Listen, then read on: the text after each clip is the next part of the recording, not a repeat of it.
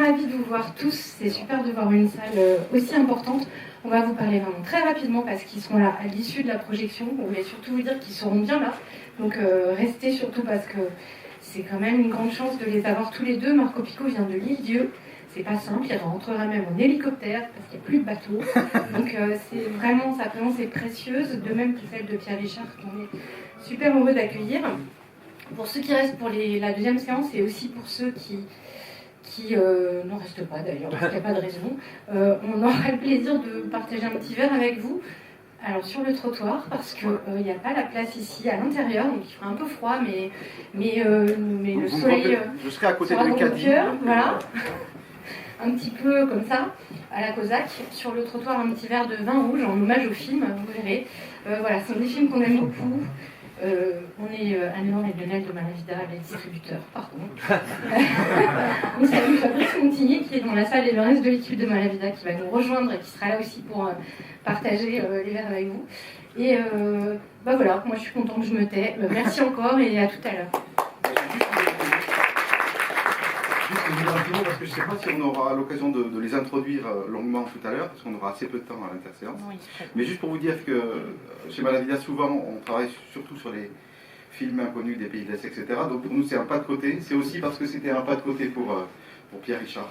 Et que le film, ces deux films-là, les deux films de Marco Picco, donc Un nuage entre les dents et La cavale des fous, étaient des films invisibles qui, à l'époque où ils sont sortis, ont eu des sorties un petit peu compliquées et on l'a redécouvert il y a un an au Festival de La Rochelle et on a décidé de les exhumer parce que ça nous paraissait vraiment des films très intéressants et notamment Le Nuage, c'est vraiment un chef-d'œuvre. Juste pour vous dire que Marco Picco a commencé comme assistant de Yves Robert et Yves Robert lui a demandé en fait d'aider Pierre Richard à réaliser ses premiers films. C'est comme ça qu'ils se sont connus, c'est comme ça que l'amitié est née entre ces deux hommes et qu'elle continue jusqu'à aujourd'hui. Là aujourd'hui c'est pour Marco Picco en tant que réalisateur et Pierre Richard en tant qu'acteur, mais on est très content de les avoir tout à l'heure. Voilà. On va raconter ça. Et n'oubliez pas, on aura tout vu, le troisième film de la rétro qui est réalisé par Georges Lautner, scénarisé par Francis Weber et qui est vraiment un petit régal de drôlerie. Donc ne le loupez pas. À tout à l'heure. À tout à l'heure.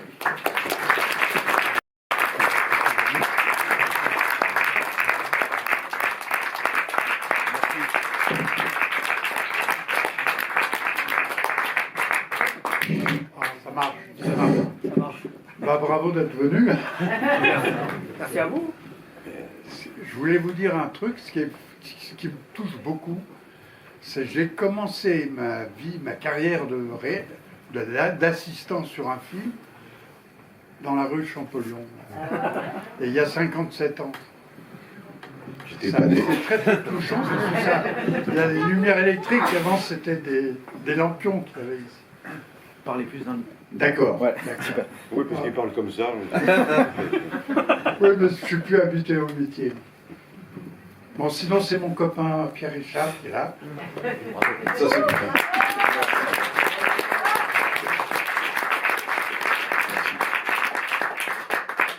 Et je suis très content de le connaître parce qu'il nous a bien fait rire. Mais maintenant, il nous fait pleurer. Alors, c'est ça qui est formidable. Ah bon? Ah bah oui, bah, dans ton film, parce qu'il vient de faire un film de réalisateur, il n'a pas été raisonnable et il s'est dit, tiens, moi je continue, et je tiens bon. Et il tient bon, du coup, il vient de faire un film là, cette année, c'est formidable. Mais qui vous fera rire. Hein. C'est une mauvaise information, ça. Je vais pleurer. C'est peut-être moi qui pleurera à la sortie, enfin c'est autre chose. Et ce qui est formidable, ce qui nous arrive, c'est tout d'un coup, à un certain âge, on redevient un petit peu dans l'actualité. Ça fait très très drôle aussi, ça. Moi, j'habite plus Paris, et le fait de revoir Paris comme ça, eh ben, c'est quand même une belle ville, hein. C'est pas mal. Donc il est venu ce soir pour vous en parler. Alors, si vous avez des questions à poser sur Paris, vous pouvez me le demander. Vous pouvez peut-être nous raconter votre rencontre. C'est super, votre première rencontre. La première rencontre, C'est Yves Robert, en fait, qui nous a...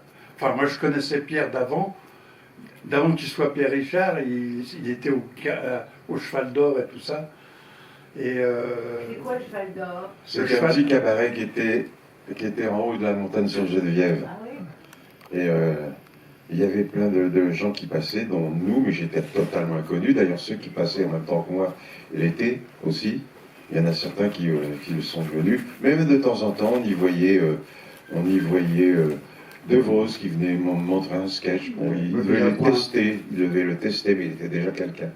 Enfin bref, j'ai passé là pendant plusieurs mois, 1 ou 2 ans. Après, je suis descendu, et puis après c'était l'Écluse qui est tout à côté. L'Écluse avec Barbara, enfin voilà. Et c'est à ce moment-là peut-être que, parce que je l'ai coupé, et donc je lui rends la parole quand on s'est connus. Et puis ensuite, moi j'ai été l'assistant d'Yves Robert, et il m'a dit, tiens, j'ai un petit jeune qui il va faire son premier film, c'est Le Distrait et tout ça. Malheureusement, moi je faisais un autre film avec Christian Chalon, mais il me dit, si tu pouvais quand même voir un plan de travail et puis lui expliquer comment ça se passe. Donc j'ai un peu comme ça, par amitié pour Yves, je lui ai montré comment on faisait un plan de travail, un truc comme ça. Et puis, du coup, il a fait son film. Du coup, son film a bien marché, donc il a pu faire un deuxième film. Et ça s'appelle Les Malheurs d'Alfred. Et Pierre, il a pensé à moi en me disant, j'aimerais bien qu'on travaille ensemble. Et puis, quand on a commencé à travailler ensemble, on est devenus amis tous les deux. Parce que autant par rapport au cinéma, à l'amour du cinéma, mais pour la pêche, pour des trucs qui sont complètement extérieurs à ce métier. Il faut dire que j'avais jamais fait de film, j'avais même pas fait de court-métrage, rien. Et j'avais besoin quand même d'un conseiller qui était là tous les jours. Il était mon conseiller sur Les Malheurs d'Alfred, qui n'était pas un film forcément facile à faire. De toute façon, aucun film n'est facile à faire. Et donc, il était mon conseiller. C'est comme ça que non seulement on est devenus amis, mais en plus, j'avais une grande confiance en son jugement. Et c'est pour ça, parce qu'on arrive maintenant, pour arriver au film de tout à l'heure, que vous avez vu, on y arrive, quand, après Le Grand Blond, j'avais tourné Le Grand Blond avec Une chaussure noire avec Yves Robert, et c'est quand j'ai fini Le Grand Blond qu'il m'a proposé ce film, et Yves Robert a traîné des pieds pour le produire, mais à cette époque, comme je sortais du Grand Blond, il n'a pas osé dire non. Ça, c'est pas les producteurs. Hein. Et à ce moment-là, j'avais ce petit pouvoir, quand même, de lui dire, je vais le faire. Il a accepté, et c'est comme ça que j'ai fait Le Nuage entre les dents. Je dois dire que j'avais 2 raisons de faire ce film. La première, c'est que c'était tourner avec lui qui m'enchantait.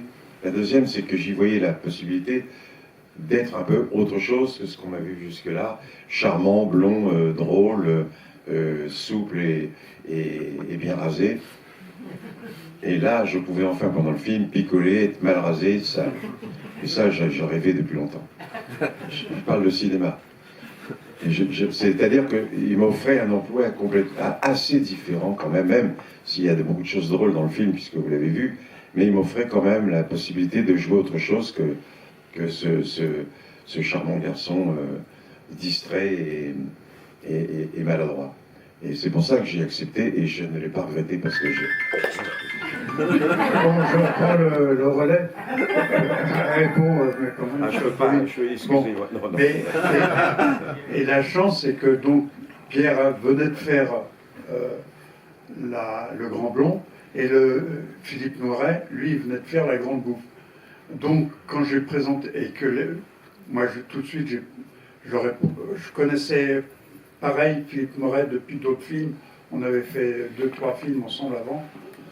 Moi comme assistant, j'avais fait La Vieille Fille, j'avais fait les copains d'abord, enfin Philippe Noiret c'était quand même un grand ami, puis on avait une relation aussi par rapport au TNP, par rapport, enfin on avait des trucs d'amitié aussi en dehors du métier, parce que on parlait de Villard et tout. Moi, j'étais proche de Villard. Enfin, je vais pas raconter ma vie. Mais si donc, t'es là pour ça. la chance, c'est que Philippe venait de faire son... On était en rapport de force.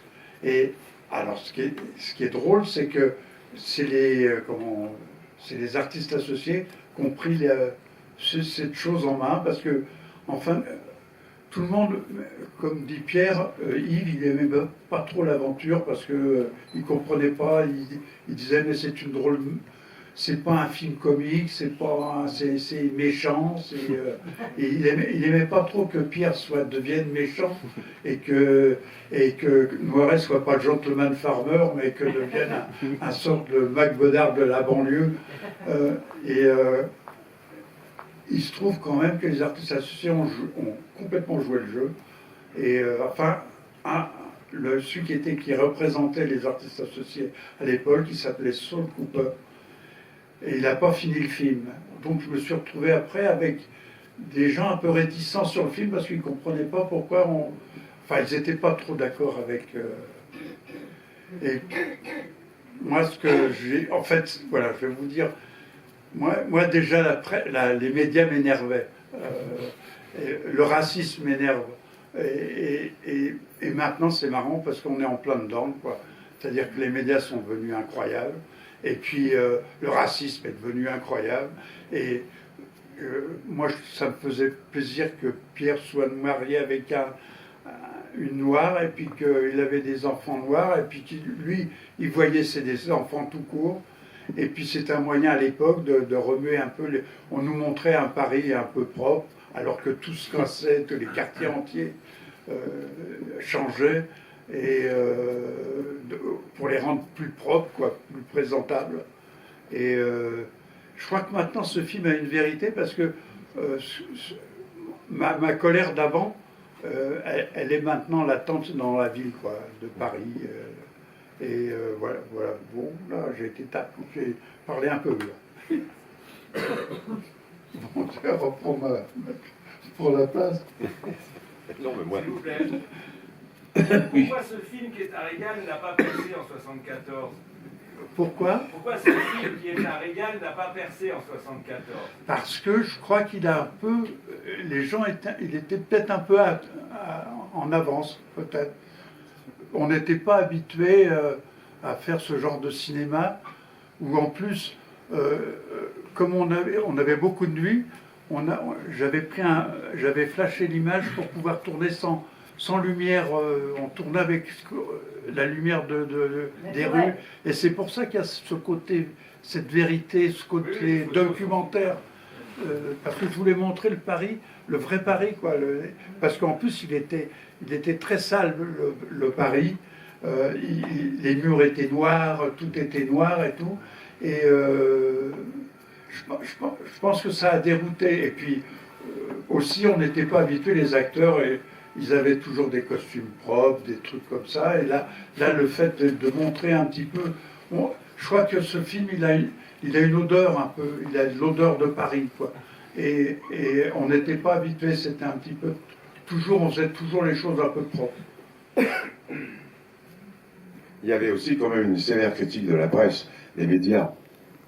On y voit Pied Bleu, qui d'ailleurs était, je le signale en passant, extraordinaire dans ce film, hein, et qui vantait les mérites des médias à partir du moment où, s'il y a une histoire de cul ou une histoire de rap, ça l'intéressait beaucoup, quoi. Il faut respecter le spectateur, l'éditeur, le lecteur. Et en même temps, il était prêt à tout pour que son journal se vende. Ça n'a pas non plus tellement plu à une certaine presse. Pas non plus, on peut pas dire qu'ils nous ont supporté beaucoup sur ce sujet. Si les critiques ont été en général assez bonnes, mais sinon c'est vrai que ça n'a pas suivi, quoi. La maladie. En plus, il est sorti, il a été bradé à la sortie un petit peu. Comme il dit, prenez pas, ils ne l'ont pas vraiment sorti. Je dois beaucoup à Yves Robert, c'est le petit reproche. Dieu sait que je dois énormément à Yves. Mais là, il l'a fait parce que je lui ai dit je vais le faire, mais il ne m'a pas suivi. Il ne nous a pas suivi après, vraiment pour le sortir, le lancer, avec le maximum de chance. Après, Ça plaît ou ça plaît pas, c'est autre chose. Donc, ceci dit, moi aussi, j'ai une raison particulière d'avoir accepté ce film. Quel plaisir j'ai eu et quelle affection j'ai eu très vite et réciproquement avec Philippe Noiret, qui est un personnage merveilleux humainement. Je le craignais parce qu'il est tellement comme ça, un peu, comment dirais-je, un grand seigneur. Et moi, j'avais connu dans un premier film où j'étais quasiment pas connu. C'était son premier film d'ailleurs, Alexandre le Bienheureux. Et donc j'étais heureux de le retrouver, mais cette fois-ci un peu à part égale, quand il a fait son premier film en tant qu'acteur principal. Moi j'avais un petit rôle avec Carmet, mais j'étais heureux de le retrouver, de tourner avec lui. C'était extraordinaire pour moi de jouer avec ce grand monsieur sur un écran, mais grand monsieur aussi dans la vie. Et donc c'était une formidable expérience. Et finalement, Le Nuage, avec tout ce que je viens de vous dire et tout ce qu'il vous a dit, reste un de mes... J'en ai fait des films, il fait partie de mes films préférés. Voilà.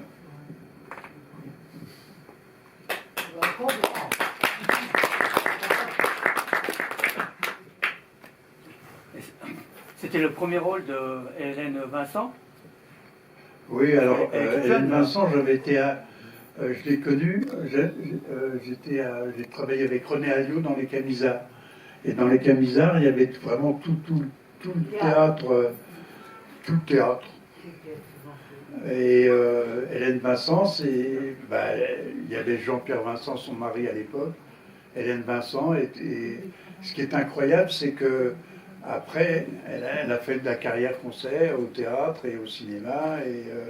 Mais c'est vrai que elle avait dit oui parce qu'elle était inconnue, si ce n'est d'avoir fait les Camisards de René Alliot, quoi. Mais où elle avait un petit rôle. Elle était plus connue avec La vie est un fleuve tranquille. Voilà.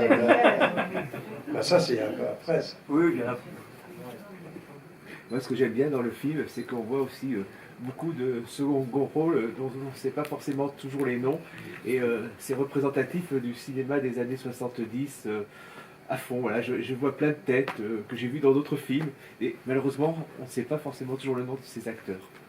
Mais ça, c'est parce que il y a une époque, il y avait une tradition dans le cinéma français. Ça, c'est grâce à Renoir, grâce à tous ces films où il y avait des seconds rôles extraordinaires. Tout d'un coup, ils avaient une vie propre et on pouvait imaginer leur propre. On aurait pu faire un film sur eux, chacun.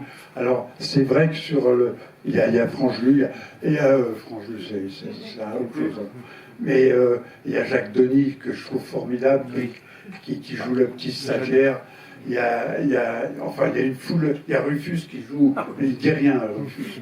Il y a Romain Bouteille, enfin, c'est vrai qu'il y a mais c'est parce que tous ces gens-là, je les adorais, pour moi, un comédien qui jouait même un jour ou même 2 heures, pour moi, c'était la vedette de la journée, quoi.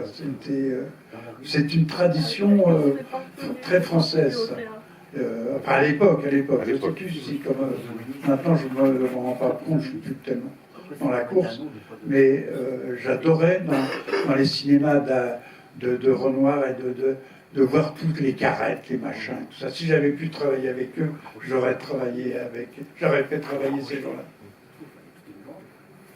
Parce qu'en fin de compte, j'adorais le cinéma, j'adore ce métier de cinéma, c'est comme au théâtre, il y a une odeur, les décors sentent le bois, enfin le plateau, c'est très très...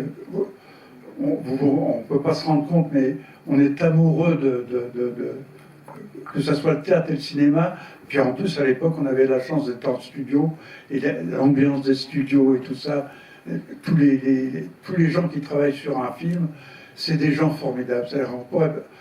On ne se rend pas compte que tout le monde est important que chaque élément d'une équipe, et en plus moi j'avais une équipe rêvée parce que c'était des grands techniciens de l'époque, quoi. Ma script par exemple avait fait Casque d'or, et j'interrogeais chacun, c'était des dictionnaires, quoi.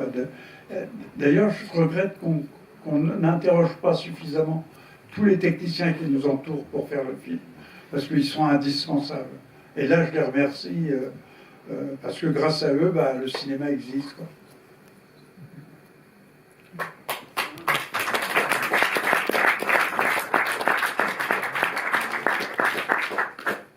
pas eu de difficulté pour tourner des scènes de voiture à pleine vitesse. Et Jean-Richard. Le cinéma, c'est là. Pierre Richard et. Non, le cinéma, c'est là. Alors justement, je fais un honneur. Les autorisations ont été données facilement. Hein, comment? Les autorisations ont été données facilement. C'était plus facile à l'époque. Oui. Maintenant, Paris devient insupportable et la circulation ne vous permet presque plus. Ou alors, il faut être un film américain qui donne pas mal d'argent à la mairie, mais sinon, c'est très difficile. À l'époque, Paris était un tout petit peu plus calme quand même. Puisque moi, j'ai même pu tourner Avenue d'Iéna, mon premier film, le distrait, Avenue d'Iéna. Le rond-point d'Iéna, maintenant, j'y crois plus. Mais à l'époque, j'ai. Enfin, pour répondre simplement à ça. Voilà. Oui, moi j'habite plus Paris, alors je m'en rends pas compte. Mais c'est vrai que, en même temps, c'est ça aussi le cinéma, c'est qu'il y a des types qui savent conduire des voitures et pas, que ça soit pas dangereux pour eux et qui font des choses extraordinaires, quoi. Le cinéma, c'est plein de grands professionnels. On les oublie toujours, mais s'ils n'étaient pas là, on ne pourrait pas faire tout. Parce que si on rêve, on y arrive au cinéma. Donc on peut faire rêver les gens. Vous dites que c'est un film où Paris est encore gris. Moi, j'ai pas trouvé, parce que j'ai trouvé qu'il y avait beaucoup de cafés avec des couleurs rouges. À un moment donné, on voit encore une station-service Shell avec sa coquille. Moi, j'ai pas trouvé que c'était un Paris. Je trouve que c'est un Paris qui est vieux, mais c'est pas forcément un Paris qui était gris. Il y a beaucoup de couleurs, je le trouve, dans votre film. C'est dans vos yeux, ça. Je trouve qu'il y a beaucoup de couleurs. Ouais, mais moi aussi, je voyais de la couleur dans le noir. Voilà, Il y a plein de couleurs. Mais c'est dans le cœur qu'on a de la couleur. Et l'éléphant, il vient d'où? Comment? L'éléphant, il vient d'où? Alors, il venait de Medrano. Mais ça, c'est une histoire qui m'est arrivée à moi. C'est-à-dire que j'étais là, il était tard dans la nuit. Et en sortant d'un endroit comme ça, j'étais avec un copain, en l'occurrence un copain qui s'appelle Alain Belmondo, qui était le frère de Jean-Paul. Et on sortait d'un restaurant, on était bien, quoi. Et ça s'est passé exactement comme ça, c'est-à-dire on sortait du truc, on roulait, c'était du côté de Medrano. Medrano, c'était un cirque qui existait. Hein? Avenue Truden. Voilà. Et tout d'un coup, on passe dans la rue Colincourt. Et puis, moi, dans un coin de rue, je vois un éléphant. Et alors, je dis, je viens de voir un éléphant. Et Belmondo qui conduisait. Il me dit qu'un éléphant. Je suis pas sûr que j'ai un éléphant. Il croyait que j'étais sous. Alors, il a reculé sa voiture comme on a fait dans le film. Et puis, il y avait un éléphant dans un carrefour. Et toi, tu l'as connu. Mais c'est extraordinaire parce que ce qu'il raconte, c'était donc à l'époque, j'avais l'âge du film. Mais ce qui est extraordinaire, c'est que moi, à l'époque, quand j'avais 10 ans, j'habitais avenue Truden, à côté, rue Condorcet. Donc, il y avait des Medrano. Et quand je promenais mon petit chien avant d'aller en classe, je le promenais dans la petite rue de la sortie des artistes du Medrano. Et moi aussi, avec mon petit chien, un skipper tout noir, tout petit, je rencontrais un cornac qui était le cornac, pendant ce temps-là, le petit chat apparaît avec l'éléphant. Et c'est extraordinaire parce que ce que je vous raconte, c'était donc, il devait avoir même pas 10 ans, lui, puisqu'il est plus jeune que moi, mais en tout cas, donc 50 ans plus tard, on a la même aventure, voilà. Dans la même rue avec c'était pas le même éléphant. Je le sais parce qu'après. C'est un bel éléphant. C'est impressionnant parce que, en fait, un éléphant, c'est énorme dans une rue. Le premier étage, il peut regarder dans le premier étage, quoi. Mais il fallait bien qu'il le promène. Pendant la guerre, comme il n'y avait pas de voiture, il le promenait tous les matins, cette petite rue. Je rencontrais mon cornac. Il y a une question ici. C'est gentil. Il y a un acteur que je trouvais formidable, Claude Pieplu, que pendant une certaine période on a beaucoup vu, mais toujours dans les seconds rôles. Et je me posais la question, comment est-ce que vous expliquez que je ne l'ai jamais vu dans un premier rôle? Enfin, c'est toujours des beaux seconds rôles. Pourquoi est-ce que Claude Pieplu n'a jamais fait de premier rôle? Ce qui est vrai, et pourquoi il n'a jamais été dans les premiers rôles? Parce qu'il a vraiment une image vraiment marquante. Il a joué un film avec... il a fait un seul film en premier rôle. Et je crois que c'était un film de Denis de la Patelière. Et puis plus joué un curé dans je crois que c'était Mais c'était un rôle grave et tout. Et, alors, j'ai pas vu le film, mais je crois qu'il a joué un seul film qui est principal, où il a le rôle principal. Et c'est avec Denis de la Patelière, je crois. Mais je veux pas dire, enfin, je suis pas suffisamment. Beau temps mais orageux en fin de soirée, je crois. Hein? Beau temps mais orageux en fin de soirée dans les années 80, je crois. Ouais, je sais pas. Là, vous êtes plus calé que moi. Est-ce que le film est sorti en Italie? Parce qu'il y a un côté un peu absurde italien qui aurait pu. Est-ce que ce film est sorti en Italie simplement? Je pense pas. Non. Je pense pas, mais ça me fait plaisir parce que j'adorais le cinéma italien. Parce qu'il y a un peu une résonance entre ce que vous avez fait et puis le cinéma italien dans sa... Alors, c'est ce que j'adorais dans le cinéma italien, c'est ce côté dramatique toujours, et ce mélange de néo-réalisme, et c'est la comédie qui se mélangeait avec la vraie vie, et la vraie vie qui n'est pas toujours très... Enfin, j'adore le cinéma italien. Et moi-même, je me sens un petit peu plus du Sud que parisien. Il y a du Dino Risi chez vous, je trouve. Hein. Comment? Dino Risi, beaucoup, je trouve. Oui, non, mais tout ça, ça me fait plaisir. Moi, de toute façon, mes maîtres, c'est Vittorio De Sica, c'est Rossellini, c'est tous ces gens-là. Pour moi, c'est comme j'aime beaucoup le cinéma américain aussi, mais les Italiens, c'est mes frères. Enfin, non, mes grands, mes parents, même mon papa et mes papas. Dans ce film, quelle est la part de liberté que vous laissez aux acteurs? La part de liberté que vous laissez aux acteurs pour les scènes, toute la liberté, parce que au cinéma, il y a deux sortes de réalisateurs. Il y a les réalisateurs qui volent et les réalisateurs qui violent. Et en général, alors je cite un exemple, c'est des types comme Clouseau ou Piala, c'était des violeurs, ce qu'on appelle. Mais des types comme Renoir et tout ça, ou comme les Italiens et tout ça, ils veulent le jeu des acteurs. C'est-à-dire, l'important, c'est de faire des bons choix. C'est-à-dire que si je demande à Pierre de jouer un rôle, c'est que je sais qu'il va lire comme moi le scénario. Comme Noiret, je sais exactement, leur musique, c'est comme des grands instruments, et moi, en tant que chef d'orchestre, je sais le son qu'ils vont me donner. Donc, j'ai pas de surprise. Alors, de temps en temps, on peut intervenir pour dire peut-être là des petites indices. Mais en général, c'est les acteurs qui ils sont suffisamment généreux pour donner, et on n'a pas besoin d'intervenir.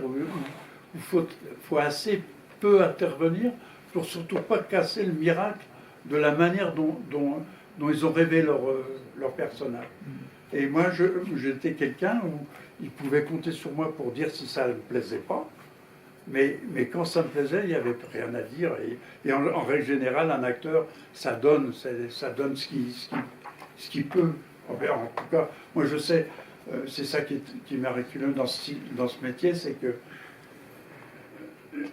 alors j'en reviens aux techniciens, c'est pareil, ils ont la même...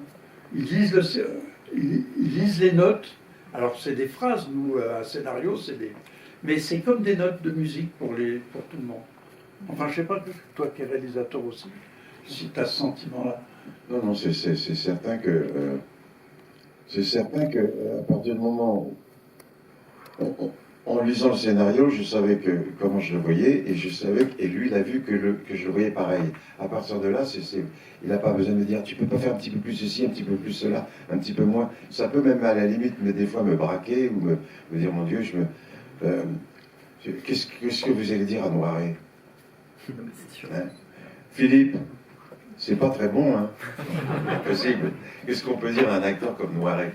Hein? Donc il savait ce qu'il attendait de Noiret, et comme il me connaissait bien, il savait ce qu'il pouvait attendre de moi. Même si j'étais moins d'expérience que Philippe à ce moment-là, mais j'en avais quand même, je commençais à en avoir. C'est vrai qu'il a raison, il y a deux façons. Ou bien Weber nous fait 18 prises à chaque fois. Francis. C'est exactement le contraire. Francis ne peut pas faire une prise sans qu'on en fasse au moins 15. C'est le contraire. Parce qu'il veut un point virgule, c'est un point virgule, une virgule, c'est une virgule, et si on ne respecte pas le point virgule, on fait la prise. C'est une autre manière de tourner. Je ne dis pas que c'est pas bien, parce que je ne vais quand même pas me plaindre des films de Weber. Mais n'empêche que, évidemment, en tant qu'acteur, Je suis plus à l'aise avec des metteurs en scène. J'ai tourné avec Xavier Bourgois dernièrement. Xavier, j'ai adoré sa manière de me faire tourner, qui me laisse une liberté, qui me laisse rêver mon rôle, voilà. Sinon, je me cabre et je suis moins bon. Avec Weber, ça vous braquait pas du coup? Par exemple, un film comme La Chèvre qui est cultissime, ça vous braquiez pas du coup le fait que Weber prenne plein de prises Ben, si j'étais tout seul, peut-être j'aurais souffert, mais j'étais avec Gérard, et comme c'était pareil pour lui, hein, c'est-à-dire que du coup, nous, on en riait, et nous, on en riait, hein, 15 prises, 18 prises, et tout. Quand il y a la 18e, il dit, c'est bon, vous avez le tour du studio comme des footballeurs qui venaient de marquer un but. Et puis c'est tout. Alors, c'était plutôt dur pour ceux qui arrivaient, sans savoir ça, et qui, à la 14e prise, commencent à transpirer en disant « mais je suis si mauvais que ça ». Hein, c'est ce qui est arrivé à Carmé, qui a fait 32 prises le premier jour. Mais, alors, après, c'est pour ça, il y a des réalisateurs qui sont totalement différents les uns des autres, et il faut s'y adapter. Sinon, je voulais dire quand même, je crois que dans la salle, il y a Nicole, il y a... j'ai un pitou d'émotion. Il y a la personne qui a sauvé le nuage, qui l'a récupéré parce qu'il appartenait aux artistes associés. Et quand même, grâce à elle, le film est revenu en France. La Gaumont l'a pris. Et c'est fou que 50 ans après, de revoir un truc qui a été restauré, qui est comme sorti Jeune homme, alors que ce film a 50 ans, et puis que maintenant, il y a un autre ami qui me permet de faire revivre des films comme ça. Il y a un film qu'on a sorti du néant, qui s'appelle Savannah, et grâce à leur combat, on arrive à sortir des choses comme ça qui ont 30 ans, 35 ans, et puis de rendre des jeunes hommes, et un jeune homme comme Pierre, et un jeune metteur en scène comme moi. Et bon, on se revoit, on revoit tout ça, on retombe sur ce... Et c'est ça qui est miraculeux dans le cinéma. C'est Marina Girard et Dominique Maillet qui sont là. Bravo.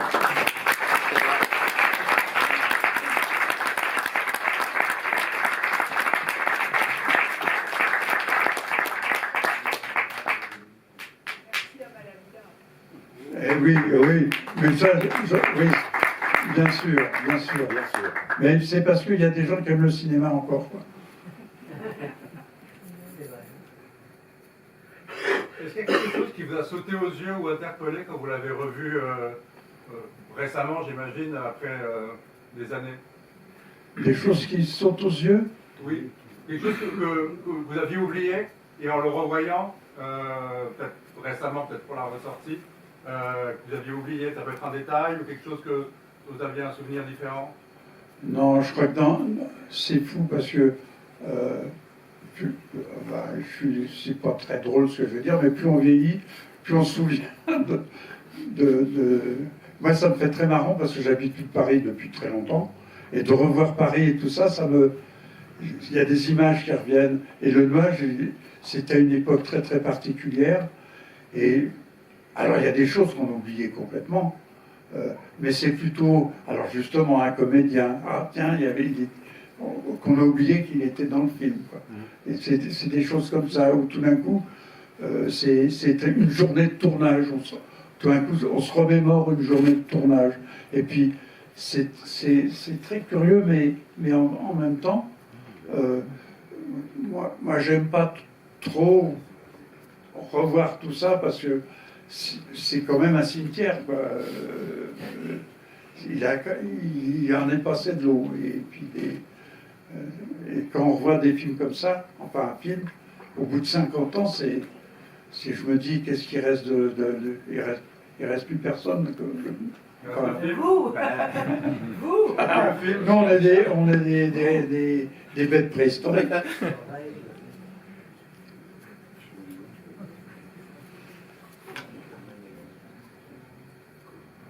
Bon, bah, je crois que...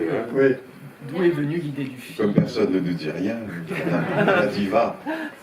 On peut continuer si vous voulez, mais... 3 minutes juste. On a encore 3 minutes. Je voulais juste savoir d'où venait l'idée du scénario, l'inspiration pour le film, d'où ça venait. Ben, non, l'inspiration, c'est ce que je vous ai dit, c'était la colère que j'avais contre la formation. Parce qu'on passe du coq... C'est vrai que quand on voit des actualités, on passe du coq à l'âne. Alors on dit, tiens, il y a telle personne qui est née, puis il y a telle personne qui est morte, et puis bon, il y a la guerre là, et il y a la paix là, enfin, il y a beaucoup plus de guerres. Alors, moi, tout ça, ça me révoltait quand même, déjà. Et puis déjà, ce que je ressentais à l'époque, il y a 50 ans, on sentait revenir le racisme, on sentait c'est tout ça que j'ai voulu raconter, parce que les colères de maintenant, je les avais déjà il y a très longtemps. Et tous les deux, on se mettait en colère de plein de choses, quoi. Parce que c'est un monde qui est maintenant... je trouve qu'on rentre dans un truc un petit peu comme dans le film, quoi. Et je pense que si le film, il interpelle un peu, c'est parce que on rentre dans le vif du sujet, quoi. Moi, j'ai trouvé que c'était un film en fait de couple, parce que Pierre Richard, on le voit jamais, il n'y a aucune scène avec sa femme, toutes les scènes sont avec Philippe Noiret, et à la fin, c'est une vraie scène dans cette cour de la police, là, c'est une vraie scène de ménage, en fait, qui se font, et ce qui est très drôle, c'est qu'ensuite, on les revoit de nouveau dans la voiture, comme dans un couple, en fait. Mais vous savez, vous avez pas remarqué, c'est un film de forcené. Oui. Il tourne comme un forcené. Il avait au moins 30 ans d'avance sur la manière de tourner, et c'est parti comme... C'est comme les films américains, mais avant que ce soit comme ça, ils tournent comme un forcené. Nous, on jouait comme des forcenés. Moi, je braillais, je traversais des rues, je manquais de me faire écraser par les voitures. J'arrivais dans le café, pendant ce temps-là, lui au téléphone, il hurlait. Pendant tout le film, on jouait comme des... Et moi, évidemment, ça me va bien, moi. Hein. C'est pas la lenteur. Il est très soupoulé. Et je suis soupoulé tout le temps dans la vie. Donc, il s'en est servi. Je peux crier, je peux hurler. Évidemment, Philippe, avec sa voix de centaure, et moi qui me disais, t'as une voix de centaure, tu vas voir. À la fin du film, j'ai hurlé encore plus haut que lui. Mais tu vas voir ce que tu vas voir. Bon, moi, il faut s'amuser. Hein. Je parle pas de... Et lui, avec ses caméras, c'est incroyable comme il joue avec ses caméras. Rien à voir avec... il n'est pas jamais posé. Enfin, avec de droite à gauche. C'est un film de fou, forcené. C'est peut-être aussi pour ça que les gens font « Oh là, qu'est-ce que c'est que ça ?» C'est super comme mot de la fin. Merci d'être venu. Hein.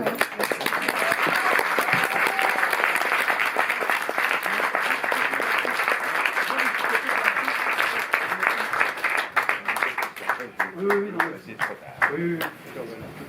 Corinne, Pierre,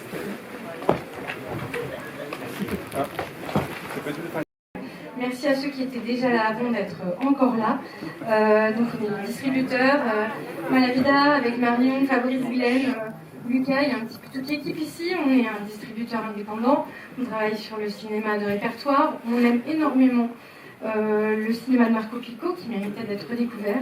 Évidemment, le travail de comédien de Pierre Richard n'a pas besoin qu'on présente. C'est un moment émouvant pour nous, on est très contents. On voudrait remercier Gaumont, Jérôme Soulet, qui est là, voilà, et Louise Parot, qui sont des partenaires fidèles. On remercie de nous avoir confié les films et de nous avoir donné l'opportunité d'avoir la joie de travailler sur les films. On remercie l'équipe du Champeau. Madame Renavant était absente, elle est souffrante. Christiane Renavant et Juliette Renavant qui dirigent cette salle merveilleuse avec beaucoup de talent et qui sont aussi des complices, qui sont toujours là pour accompagner les films de répertoire. Et tu dis un mot et puis après...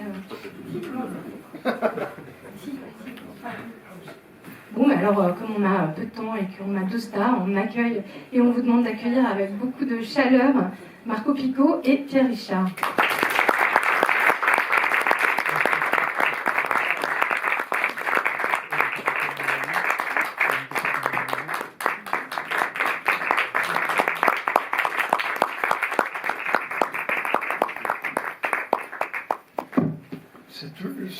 C'est toujours dur de parler avant que vous ayez vu, quoi. On ne sait pas trop quoi dire, parce que d'abord, merci d'être venu. c'est une histoire un petit peu qui nous lie tous les deux, parce que c'est Pierre qui a écrit l'histoire, et qui m'a dit, est-ce que tu veux t'occuper de ce truc? Et alors, c'est drôle, parce qu'on ne l'a pas revu depuis très longtemps, quand même. Et alors, j'espère que vous allez passer une bonne soirée. Mais nous, on ne peut pas trop vous en parler, parce que ça fait très très longtemps qu'on l'a fait. C'est vrai que je ne l'ai pas revu depuis très longtemps. Alors que le nuage, il était repassé l'année dernière à La Rochelle. Et donc, j'en avais un souvenir beaucoup plus présent. Celui-là, et non pas parce qu'il a moins d'importance à mes yeux, mais simplement, il a un peu comme ça disparu, il revient, et j'en suis ravi parce que, d'abord parce que j'adore tourner avec Marco, puisque j'avais déjà donc juste fait Les nuages entre les dents, mais bien avant, et puis que j'étais heureux de retrouver cette possibilité, quand j'ai trouvé le producteur pour le tourner, de lui repasser le flambeau. Je voulais n'être que comédien parce que je ne voulais pas, d'abord parce que je connais son talent de metteur en scène, et puis aussi parce que je tournais avec Michel Piccoli et que je me suis dit, c'est pas le moment de me disperser. J'avais assez de problèmes comme ça à jouer la comédie avec un tel acteur. On me dirait qu'avec Noiret c'était pareil, mais Michel Piccoli aussi. Noiret, je le connaissais déjà, j'avais moins d'appréhension. Michel, j'en ai eu beaucoup, à tort, parce qu'il était absolument formidable, de gentillesse, de talent, inutile de vous le dire, et que de tourner avec un tel monsieur. Puis il y avait aussi Dominique Pinon, qui est un merveilleux acteur. Donc j'ai passé un très très très bon moment en tant que comédien, en tant qu'homme aussi, parce que tous les deux étaient sympas. Et donc je suis ravi que ce film, que Maladie va, lui permette d'avoir une deuxième existence au cinéma. C'est quand même tellement mieux de voir un film dans une salle que tout seul ou à deux devant sa télé. Et donc je suis ravi que ce film reprenne des couleurs avec vous ce soir et même au fil de la semaine, j'espère. Et je la remercie de cette initiative qui permet de revoir des gens comme Michel Piccoli, qu'on n'oubliera jamais. En tout cas, moi, je n'oublierai jamais. Je vous remercie. Oui, mais l'acteur, il a très bien parlé. C'est formidable maintenant qu'on puisse restaurer des films comme ça, quoi, qui sont un peu oubliés, qui sont un peu passés comme ça au gré du vent. Donc merci Malavide, et merci Lagomont, et merci Pierre de l'avoir produit, parce que c'est Pierre qui l'a produit. Et puis j'espère que vous allez passer une bonne soirée. Voilà. Merci.